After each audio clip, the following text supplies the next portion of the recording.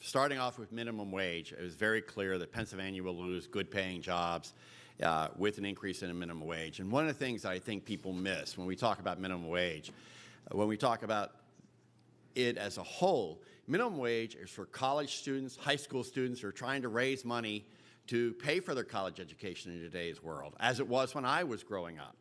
And the fact that is, if you raise that minimum wage, those jobs are going to go away to many of those students who are even going to have more difficult time to do so. Now, if we want our kids who are in high school and college to find that there are no jobs for them to help pay for their college tuition, then fine, we can do that. But we also forget the fact that minimum wage jobs are jobs that you're only supposed to stay in temporarily and move on with additional training. So at some point, somebody needs to understand that minimum wage is not a real job to sustain a family. We all agree on that. But it is not a place we expect American citizens or Pennsylvania citizens to be sitting at for the rest of their life. And if you are, you're not being aggressive enough in getting the job training dollars that we have out there and moving forward.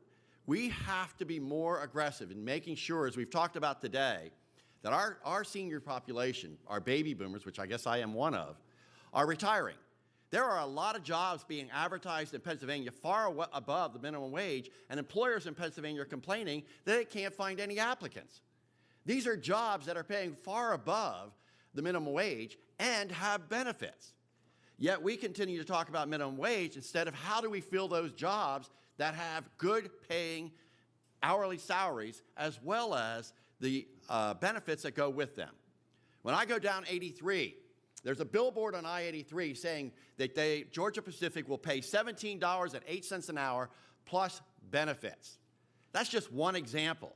If you want to talk about the fact that Sheetz and Wawa and Rudders are paying close to $11 an hour to start, those are the kind of things we need to be looking at. We're looking at a minimum wage that really is only going to hurt our younger generation, rather than sitting down and talking about filling the job openings that are there, and there are millions of those across this country. Second of all, not that long ago, we put up in last session a bill to increase the PIT. Not one Republican or one Democrat voted to increase that PIT, but yet we're still hearing about the fact that we need to increase taxes. The truth of the matter is, we need to control our spending, just like family members do every day with their budgets, on deciding what they're going to buy and what they can afford to do. We in the General Assembly, because we're taking it out of the pocket of taxpayers, continue to think that we can just take more and more when we aren't looking totally at the performance of the current programs we have to benefit those in poverty. And there is no disagreement on this side of the aisle as Republicans. We want to get people out of poverty. But there is two ways of doing that. And that's not by changing the minimum wage, because they still will not be able to support a family on $12 an hour. Let's be honest here.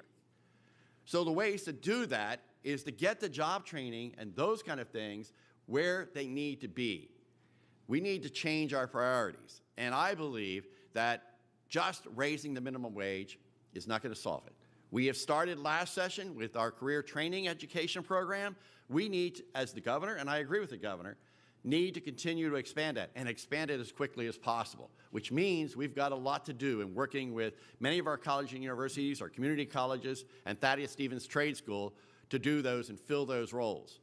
But if we continue in the General Assembly to focus on the wrong issues, we are not helping the younger generation, and we're not doing anything to fill the roles that we need as the baby boomers retire. So with that, this meeting is adjourned until 1 o'clock, when we will hear from the Department of Revenue and then the Department of Aging at 3 o'clock. Thank you.